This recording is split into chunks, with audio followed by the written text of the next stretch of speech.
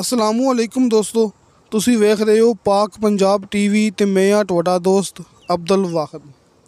ਦੋਸਤੋ ਮਾਸ਼ਾਅੱਲਾ, ਅੱਜ ਮੈਂ ਤੁਹਾਡੇ ਦੋਸਤਾਂ ਵਾਸਤੇ ਇੰਤਹਾਈ ਸਸਤੀ ਜ਼ਰਾਈ ਜ਼ਮੀਨ ਦੀ ਵੀਡੀਓ ਲੈ ਕੇ ਹਾਜ਼ਰ ਹੋਇਆ। ਇਨਸ਼ਾਅੱਲਾ ਉਮੀਦ ਹੈ ਕਿ ਭਰਾਵਾਂ ਨੂੰ ਇਹ ਬੜੀ ਪਸੰਦ ਆਵੇਗੀ।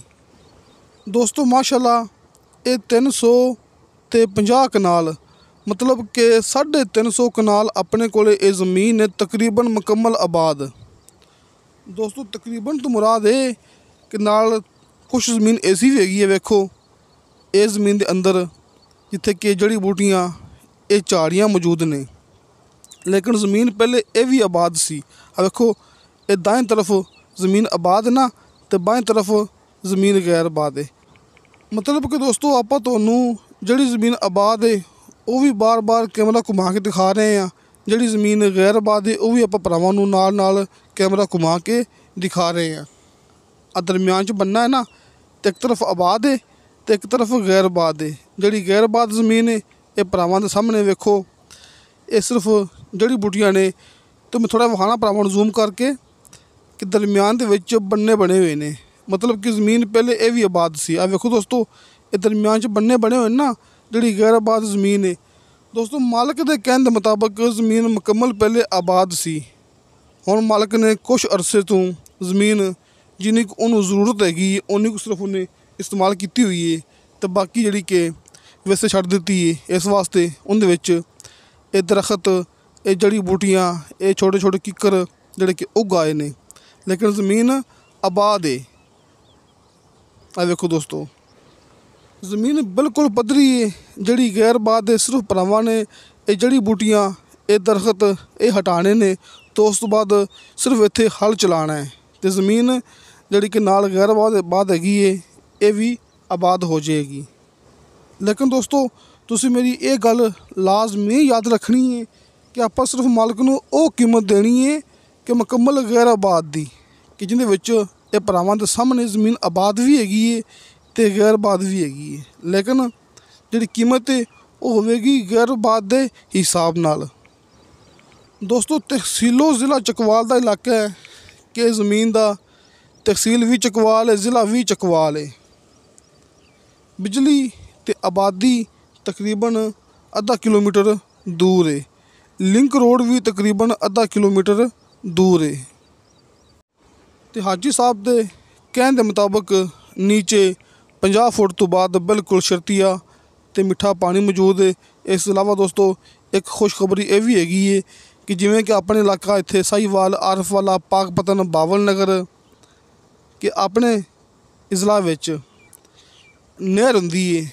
कोई नहर साल दी हुंदी, कोई नहर 6 माह दी हुंदी है, लेकिन इस साइड ते चश्मे हुंदे ने। रावलपिंडी, झेलम, चकवाल इस साइड ते पानी वाले चश्मे हुंदे ने।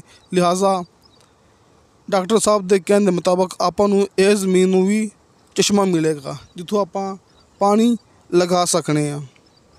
जिन्नी को ज़मीन मालक ने आबाद की हुई है ना दोस्तों, कि उन्ना पानी तुहानूं चश्मे का मिलता पिया है। इस वास्ते मालक ने ज़मीन थोड़ी आबाद रखी हुई है। मतलब कि दोस्तों ने मुकम्मल ज़मीन आबाद करने वास्ते सिर्फ इत्थे ट्यूबवैल लगाना है, तो जड़ी बूटियाँ हटानियां ने, तो हल चलाना है, सिर्फ ये काम करना है तो ज़मीन आबाद हो जाएगी। लेकिन जड़ी ज़मीन आबाद है उन्होंने चश्मे का सरकारी पानी मिलता पिया है। तो दोस्तों सिर्फ 2 मालक दे ये नां ते ये ज़मीन है। ये ज़मीन के सिर्फ 2 मालक ने, रजिस्ट्री इंतकालशुदा, कंप्यूटराइज रिकॉर्डशुदा ये इलाका जे।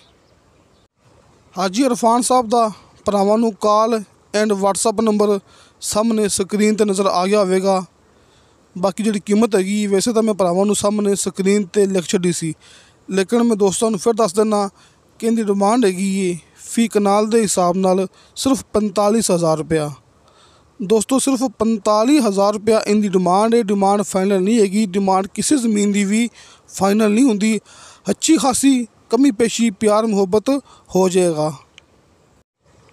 तो दोस्तों मैं ये भी दस दिना, जोड़े दोस्त माशाल्लाह मेरे इलाके दे ने, कि ये तकरीबन कोई 44 एकड़ ज़मीन बनती पई है, कि 350 कनाल के हिसाब नाल तकरीबन कोई 44 एकड़ ਜ਼ਮੀਨ ਬਣਦੀ ਪਈ ਹੈ।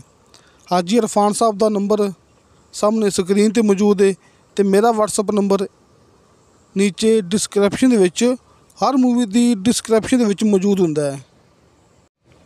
ਇਸ ਤੋਂ ਇਲਾਵਾ ਜਿਹੜੇ ਮਾਸ਼ਾਅੱਲਾ ਮੇਰੇ ਪਠਾਨ ਦੋਸਤ ਹੈਗੇ ਨੇ, ਉਹਨਾਂ ਨੂੰ ਮੈਂ ਇਹ ਵੀ ਇਤਲਾਹ ਦਿੰਦਾ ਹੁੰਦਾ ਕਿ ਹਰ ਮੂਵੀ ਦੀ ਡਿਸਕ੍ਰਿਪਸ਼ਨ ਦੇ ਵਿੱਚ ਉਰਦੂ ਜ਼ਬਾਨ ਦੇ ਵਿੱਚ ਵੀਡੀਓ ਮੇਰੀ ਪਈ ਹੁੰਦੀ ਹੈ ਕਿ ਆਪਾਂ ਵੀਡੀਓ ਉਰਦੂ ਜ਼ਬਾਨ ਦੇ ਵਿੱਚ ਅਪਲੋਡ ਕਰਕੇ ਅਤੇ ਨੀਚੇ ਡਿਸਕ੍ਰਿਪਸ਼ਨ ਦੇ ਵਿੱਚ ਲਗਾ ਦਿੰਦੇ ਹੁੰਦੇ ਹਾਂ।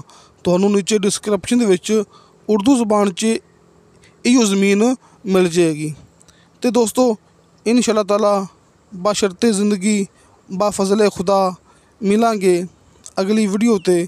ਅੱਲਾ ਹਾਫਿਜ਼।